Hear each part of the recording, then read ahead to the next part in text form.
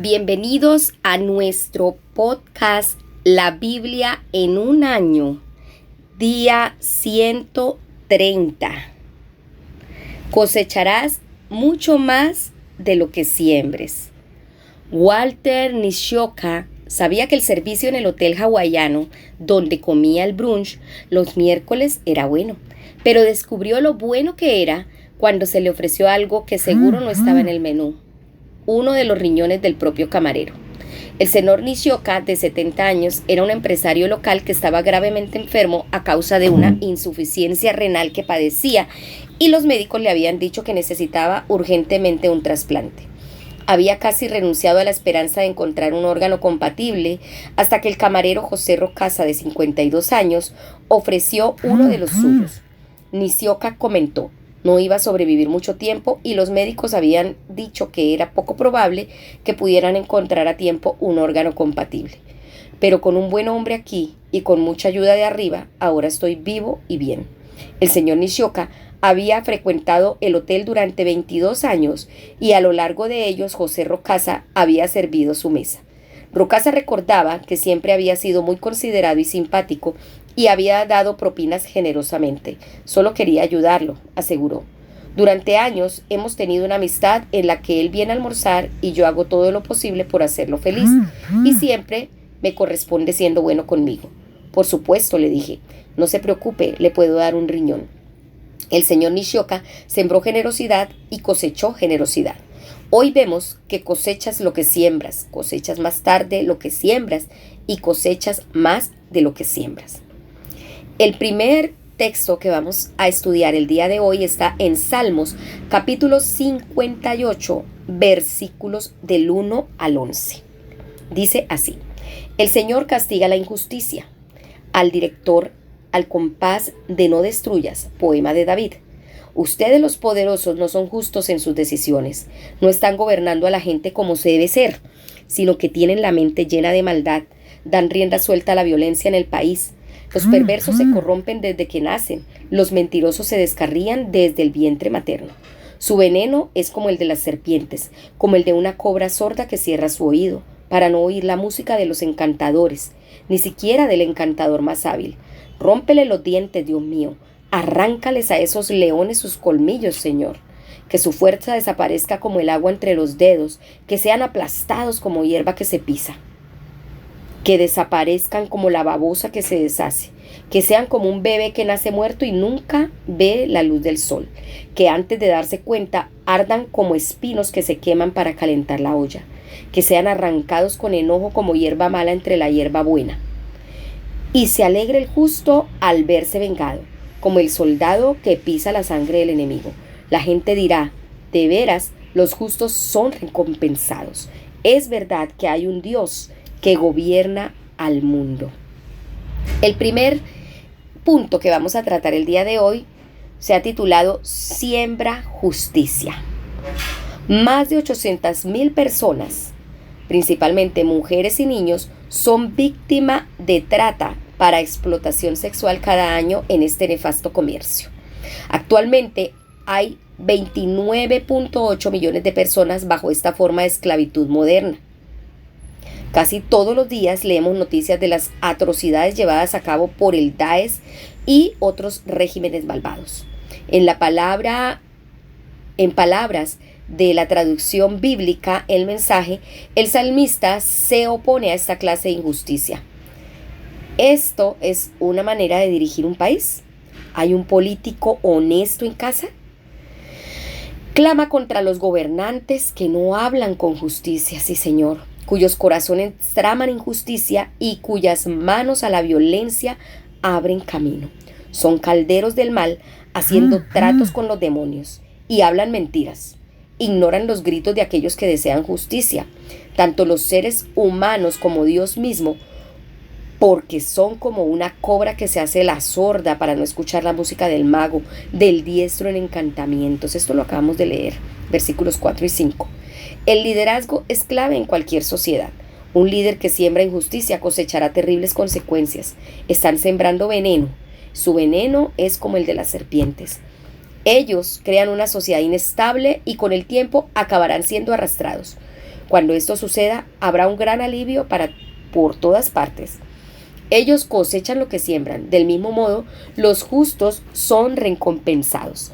Cuando vemos este principio en el trabajo, decimos: hay un Dios, aleluya. A menudo la cosecha sucederá mucho más tarde que la siembra, incluso si tenemos que esperar hasta el juicio final. Este salmo nos recuerda que se hará justicia. El juicio de Dios es bueno, emana de su amor. Dios valora a cada uno de nosotros tanto que se preocupa por cómo nos tratamos unos a otros. En última instancia, la injusticia no triunfará. La justicia prevalecerá y los justos se alegrarán. Así es. Y esperamos esa justicia. Vamos a orar. Amado Señor, ayúdame a hacer todo lo posible para sembrar justicia en este mundo. Ayúdame a luchar contra la injusticia donde quiera que la vea. Y oro de la manera que oró David. Que hagas tu justicia y que le rompa los dientes a esos líderes malvados y perversos que hay en las diferentes naciones. En el nombre de Jesús. Amén. Ahora vamos a leer Juan capítulo 6, versículos del 1 al 24. Después de esto, Jesús cruzó al lago de Galilea, el lago de Galilea, a lo largo, o lago de Tiberias también se llama. Mucha gente lo seguía porque veían las señales milagrosas que hacía al sanar a los enfermos. Jesús subió a la colina y se sentó allí con sus seguidores. Ya estaba cerca la fiesta de la Pascua judía. Cuando Jesús miró alrededor, vio a la gran multitud que se le acercaba y le dijo a Felipe: ¿dónde podremos comprar suficiente pan para que toda esta gente pueda comer? Jesús le dijo esto para ponerlo a prueba, pues ya sabía lo que iba a hacer. Felipe le respondió: todos tendríamos que trabajar durante un mes para comprar suficiente pan para que cada uno coma aquí, aunque sea un poquito. Andrés, otro seguidor que era hermano de Simón Pedro, le dijo: aquí hay un muchacho que tiene 5 panes de cebada y 2 pescados, pero no es suficiente para tanta gente. Jesús le dijo: hagan que toda la gente se siente. Era un prado amplio y se pudieron sentar los 5,000 hombres que había. Entonces Jesús tomó los panes y, después de dar gracias a Dios, se los dio a los que estaban allí. Asimismo repartió el pescado. Todos comieron lo que quisieron. Cuando quedaron satisfechos, Jesús les dijo a sus seguidores: recojan los pedazos que sobraron para no desperdiciar nada. Los seguidores los recogieron hasta llenar 12 canastas, con lo que a los que había comido les sobró de los 5 panes de cebada. Al ver esta señal milagrosa, la gente decía: seguro que este hombre es el profeta que iba a venir al mundo. Jesús se dio cuenta de lo que iban a hacer y que lo querían hacer rey a la fuerza. Por eso subió otra vez a la colina para estar solo. Jesús camina sobre el agua. Al anochecer, los seguidores bajaron al lago. Ya estaba bien oscuro y Jesús todavía no llegaba a donde estaban ellos. Subieron a una barca y comenzaron a cruzar el lago hacia Capernaum. Soplaba un viento muy fuerte y las olas eran cada vez más grandes. Remaron unos 5 o 6 kilómetros y entonces vieron a Jesús caminando sobre el agua. Se estaba acercando a la barca y los seguidores estaban asustados, pero él les dijo: soy yo, no tengan miedo. Entonces se sintieron contentos de subirlo a la barca e inmediatamente llegaron al lugar a donde querían ir. La gente busca a Jesús. Algunos de la multitud se habían quedado al otro lado del lago.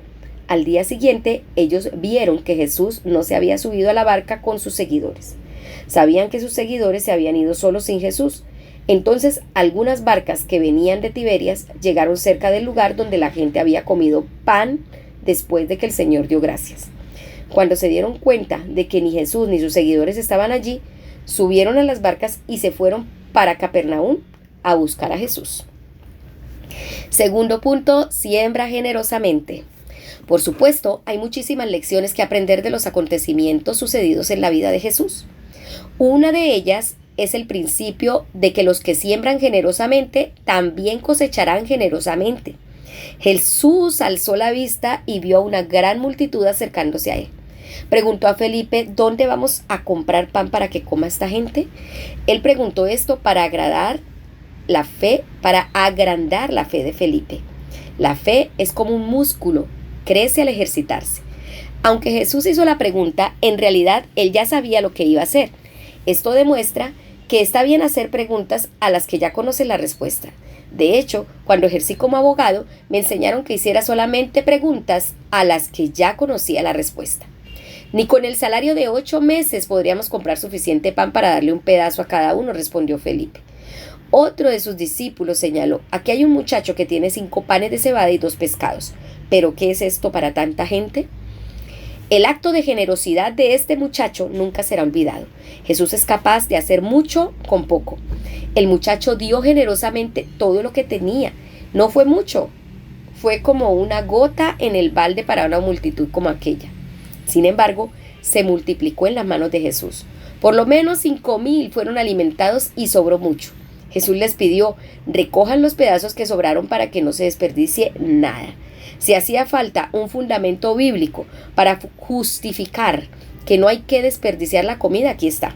Siempre parece un desperdicio terrible tirar la comida innecesariamente. El mundo produce suficiente alimento para sustentar a todos. Sin embargo, 870 millones de personas, 1 de cada 8 de la población mundial, sufren de desnutrición crónica. Al mismo tiempo, alrededor de 1/3 de los alimentos producidos en el mundo para consumo humano cada año, aproximadamente 1.300 millones de toneladas, se desperdician o se dañan. Necesitamos poner en obra urgentemente lo mandado por Jesús, tanto individual como colectivamente, que no se desperdicie nada. Lo que le das a Jesús se multiplica. El apóstol Pablo escribió: recuerden esto, el que siembra escasamente, escasamente cosechará, y el que siembra en abundancia cosechará. Eso lo encontramos en segunda carta de Corintios, capítulo 9, versos 6. Haz que tu objetivo sea la persona más generosa que conoces, que tú puedas ser esa persona más generosa. Sé generoso con tu dinero, tus posesiones, tu tiempo y tu amor. Nunca podrás superar a Dios en generosidad. Cuanto más das, más cosecharás y más disfrutarás del favor de Dios en tu vida. O sea que a dar en abundancia. Inmediatamente después de este asombroso milagro de la alimentación de los 5,000, los discípulos se encontraron en medio de una tempestad. Está en Juan 6, verso 18 que acabamos de leer. Jesús llama a sus discípulos a pasar de una fe basada en un milagro visible que satisfizo sus necesidades físicas a una fe basada en la confianza total en Él y en sus palabras. Jesús camina milagrosamente sobre el agua hacia ellos. Estaban aterrados, pero Él exclamó: no tengan miedo, yo estoy aquí. Seguir a Jesús no siempre es fácil. En la vida hay tormentas y desafíos, pero la presencia de Jesús con nosotros es transformadora. No es de extrañar que la multitud fuera a buscar a Jesús. Vamos a orar. Oh, amado Dios, quiero darte gracias por lo que te doy, porque lo que te doy tú lo multiplicas. Señor, ayúdame a ser generoso con todo, con el dinero, con las posesiones, con la hospitalidad, con mi tiempo, con mi amor. Quiero vivir agradecida contigo y dar generosamente para ti, para tu obra, para tu casa y para las personas. Te lo pido en el nombre de Jesús. Amén. El segundo texto que vamos a tocar hoy es Jueces, capítulo 9, Jueces, capítulo 9, versículos del 1 al 57. Abimelec se convierte en rey. Abimelec, hijo de Jerubbaal, fue a Siquem, a casa de sus tíos maternos, y les dijo a ellos y a toda la familia de su mamá: pregúntenles a los líderes de la ciudad de Siquem si es mejor para ustedes que todos los 70 hijos de Gedeón sean sus gobernantes, o si es mejor que uno solo de los hijos sea el gobernante. Recuerden que yo soy parte de su familia. Los tíos de Abimelec hablaron con los líderes de Siquem y les hicieron una pregunta. Los líderes decidieron apoyar a Abimelec y dijeron: después de todo, él es nuestro hermano. Así que los líderes de Siquem le dieron a Abimelec 70 trozos de plata que sacaron del templo de Baal-Berit. Abimelec utilizó la plata para contratar a unos hombres detestables que lo seguían a todas partes. Abimelec fue a Ofra, a la casa de su papá. y mató al mismo tiempo a todos sus hermanos, los hijos de Jerubbaal. Solamente Jotán, el hijo menor, pudo esconderse y salvarse. Luego los líderes de Siquén y Bet-Miló se reunieron junto al gran roble y la piedra sagrada y establecieron a Abimelech como su rey. La historia de Jotán. Jotán se enteró de que los líderes de Siquén habían hecho rey a Abimelech. Entonces subió al monte de Gerizim y gritó para que todos lo escucharan. Escúchenme todos los líderes de Siquén, que luego Dios los escuchará. Un día los árboles decidieron nombrar un rey para que los gobernara. Así que le pidieron al olivo que fuera el gobernante, pero el olivo les dijo que no, porque para ser rey tendría que dejar de producir su aceite. Ese aceite es muy útil para honrar a Dios y a los hombres. Luego le dijeron a la higuera que fuera gobernante, pero la higuera respondió que no, porque para ser reina tendría que dejar de producir sus dulces y sabrosos frutos. Entonces los árboles le pidieron al viñedo que fuera el rey, pero el viñedo dijo que no, porque para ser rey tendría que dejar de producir vino, y el vino hace felices a Dios y a los hombres. Finalmente, los árboles le pidieron al árbol de espinas que fuera el rey, pero el árbol de espinas respondió: si de verdad quieren que yo sea el rey, entonces vengan a buscar mi sombra, pero si no quieren, entonces que salga fuego del espino y que se quemen todos los cedros del Líbano. Y ahora les pido que piensen, si ustedes fueron totalmente honestos cuando hicieron rey a Abimelech. Piensen si han sido justos con Jerubbaal y su familia, si se han portado bien con Jerubbaal como él se portó con ustedes. Mi papá luchó por ustedes, arriesgó su vida y los liberó del poder de los madianitas. Pero ustedes se han rebelado en contra de mi papá y han matado a todos sus hijos, a todos uno por uno sobre la misma piedra. Han elegido a Abimelech para que sea el rey de Siquén. Él es el único hijo de la esclava de mi papá, pero lo convirtieron en su rey porque es su familiar. Si han sido totalmente honestos con Jerubbaal, o sea Gedeón, y su familia, entonces espero que estén felices con Abimelech como rey y que él también esté feliz con ustedes. Pero líderes de Siquem y Bet-Miló, si ustedes no han obrado bien, entonces que salga fuego de la boca de Abimelech y los queme a todos, y que salga fuego de la boca de ustedes para que se queme Abimelech. Después de decir esto, Jotán salió huyendo y se fue a una ciudad llamada Ber, y allí se quedó por miedo de su hermano Abimelech. Abimelech pelea contra Siquem. Abimelech gobernó en Israel durante 3 años. Él había matado a los 70 hijos de Gedeón, que eran sus propios hermanos. Los líderes de Siquem lo apoyaron para hacer esa maldad. Entonces Dios envió un espíritu dañino para causar problemas entre Abimelech y los líderes de Siquem, quienes comenzaron a planear formas de hacerle daño a Abimelech.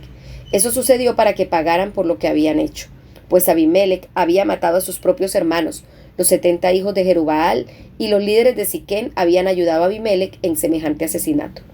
Ellos enviaron hombres a las montañas para que asaltaran a los que pasaran por allí, y Abimelech se enteró de lo que pasaba. Un hombre llamado Gaal, hijo de Ebed, y sus hermanos se mudaron a la ciudad de Siquem. Los líderes de Siquem confiaron en Gaal y lo siguieron. Un día todos salieron al campo a cosechar uvas, llevaron las uvas y las pisaron para hacer vino y celebrar. Entraron al templo de su Dios y comieron, bebieron y se burlaron de Abimelech. Gaal, hijo de Ebed, dijo: ¿quién es ese tal Abimelech? Es uno de los hijos de Jerubbaal y Zebul es su ayudante, ¿verdad? ¿Porque tenemos que servirlo y obedecerlo? Nosotros no debemos obedecer a Abimelech, debemos obedecer a nuestro propio pueblo, los hijos de Hamor. Si me dejan dirigir a esta gente, yo puedo derrotar a Abimelech, y le diré a Abimelech: alista tu ejército y ven a pelear. Zebul era el gobernador de la ciudad de Siquem.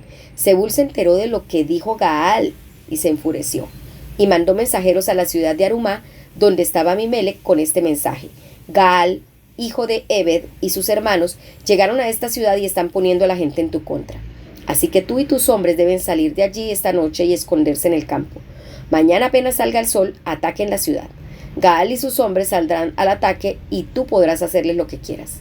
Así que Abimelech y sus hombres salieron en la noche y se escondieron. Se repartieron en 4 grupos y se escondieron cerca de la ciudad de Siquem. Gaal, hijo de Ebed, salió a la entrada de la ciudad y los hombres de Abimelech salieron de sus escondites. Gaal vio a los soldados y dijo a Zebul: mira, hay hombres acercándose desde la montaña. Pero Zebul le respondió: no, solo son las sombras de las montañas. Las estás confundiendo con sombras de hombres. Pero Gaal volvió a decir, mira, hay hombres viniendo desde el ombligo de la tierra y hay otros que vienen desde el cedro de los adivinos. Y Zebul respondió, ¿y por qué no presumes ahora? Tú mismo dijiste, ¿quién es Abimelech? ¿Por qué debemos obedecerlo? Te burlaste de estos hombres, ahora ve y pelea contra ellos. Entonces Gaal dirigió a los líderes de Siquem y salieron todos a pelear contra Abimelech. Pero Abimelech y sus hombres persiguieron a Gaal y a los que estaban con él. Los hombres de Gaal huyeron hacia la entrada de la ciudad de Siquem, pero muchos murieron antes de llegar a la entrada. Abimelech regresó a la ciudad de Arumá y Zebul obligó a Gaal y a sus hermanos a salir de Siquem. Al día siguiente, los hombres de Siquem salieron a trabajar al campo y Abimelech se enteró. Entonces, Abimelech organizó a sus hombres en 3 divisiones y les dijo que se escondieran en el campo. Cuando vio que los hombres de Siquem salían de la ciudad, Abimelech llegó y los atacó. Abimelech y el grupo que estaba con él corrieron hacia la entrada de la ciudad. Los otros grupos salieron hacia el campo y mataron a todos los que estaban allí. Abimelech estuvo combatiendo todo el día, invadió la ciudad y mató a todos sus habitantes. Destruyó la ciudad completamente y derramó sal por todas partes. Había algunos viviendo en la torre de Siquem. Cuando se enteraron de lo que había pasado en Siquem, se reunieron en el salón más seguro del templo del dios Berit. Cuando Abimelech se enteró de lo que todos los líderes estaban reunidos allí, él y sus hombres fueron hacia el monte Salmón. Abimelech llevó unas hachas para cortar leña, tomó la leña que había cortado y la cargó en sus hombros. Abimelech le dijo a los que estaban con él, hagan lo mismo que yo hice. Todos cortaron leña y siguieron a Abimelech. Llegaron al templo de El Berit y allí amontonaron toda la leña en el salón más seguro del lugar. Luego prendieron fuego a toda la leña y quemaron a los que estaban dentro del salón, matando a más de 1000 personas que vivían cerca de la torre. Muerte de Abimelech. Abimelech fue a Tebes, la atacó y la conquistó. En la ciudad había una gran torre y todos los habitantes de Tebes se encerraron allí y subieron hasta el techo. Abimelech se acercó a la torre para atacarla. Llegó hasta la puerta y estaba a punto de quemarla cuando una mujer lanzó una piedra de moler desde la torre. La piedra cayó en la cabeza de Abimelech y le rompió el cráneo. Inmediatamente Abimelech llamó al ayudante que cargaba las armas y le dijo, trae tu espada y mátame, para que nadie pueda decir que una mujer mató a Abimelech. El ayudante le clavó la espada y Abimelech murió. Cuando los israelitas vieron que Abimelech estaba muerto, todos regresaron a su casa. Así Dios castigó a Abimelech. Le devolvió todo el mal que le hizo a su papá cuando mató a sus 70 hermanos. Dios también castigó a los líderes de Siquem por todas las cosas malas que hicieron. Y se cumplió todo lo que dijo Jotán, hijo menor de Jerubaal. Tercer punto, siembra lealtad. A lo largo de los años he notado que aquellos que siembran lealtad hacia sus líderes cosechan un alto grado de lealtad cuando ellos mismos llegan a posiciones de liderazgo. Por otro lado, aquellos que se niegan a estar bajo el liderazgo de otra persona y provocan problemas, invariablemente cosechan la misma actitud de deslealtad si ellos mismos llegan a una posición de liderazgo. En este pasaje vemos las consecuencias desastrosas de la deslealtad de Abimelech a su padre y a sus hermanos. Abimelech sembró violencia, contrató a unos maleantes sin escrúpulos y asesinó a sus 70 hermanos. El único sobreviviente fue el más joven, que logró esconderse. Nuevamente vemos este principio bíblico en acción. Cosechamos lo que sembramos. Abimelech sembró deslealtad y violencia y así cosechó la deslealtad y la violencia. Al principio estaba confabulado con los señores de Siquem, pero 3 años más tarde surgió un mal sentimiento entre Abimelech y los señores de Siquem, quienes actuaron traicioneramente contra Abimelech. Abimelech cosechó lo que había sembrado. Los líderes de Siquem lo traicionaron. Esto sucedió a fin de que la violencia contra los 70 hijos de Jerubaal y el derramamiento de su sangre recayera sobre su hermano Abimelech, que los había matado, y sobre el crimen de los señores de Siquem, que habían sido sus cómplices en ese crimen. Abimelech no mostró lealtad al pueblo de Siquem, lo usaba cuando lo necesitaba, sin embargo no dudó en eliminarlos. En última instancia, todos cosecharon lo que habían sembrado y Abimelech fue asesinado sin gloria poco después. El escritor lo resume: Dios le pagó a Abimelech con la misma moneda por el crimen que había cometido contra su padre al matar a sus 70 hermanos. Además, Dios hizo que los hombres de Siquem pagaran por toda su maldad. Vamos a orar. Amado Señor, ayúdanos a ser leales entre nosotros en la iglesia, en el lugar de trabajo, con nuestras familias y con nuestras amistades. Ayúdanos como comunidad a sembrar verdad, justicia, generosidad y lealtad. Te lo pedimos en el nombre de Jesús. Amén. La pastora Pipa añade, tomando el texto de Jueces que también acabamos de leer, todo el capítulo 9, y dice: qué triste ver la destrucción de la familia de Gedeón, después llamado Jerubal. Creo que él necesitaba haber leído el libro Él y Ella y el libro para padres de familia de Nikki Silali y haber trabajado un poco más en esas áreas de su vida. Bueno, amados, espero que este devocional haya sido de mucha bendición y que nos enseñe a cosechar mucho más de lo que sembramos con estos 3 principios. Recuerden que este devocional fue escrito por el pastor Nicky Gumbel de la iglesia HTB en Londres y la voz de este podcast es de Marisol Rojas. Que el Señor les bendiga.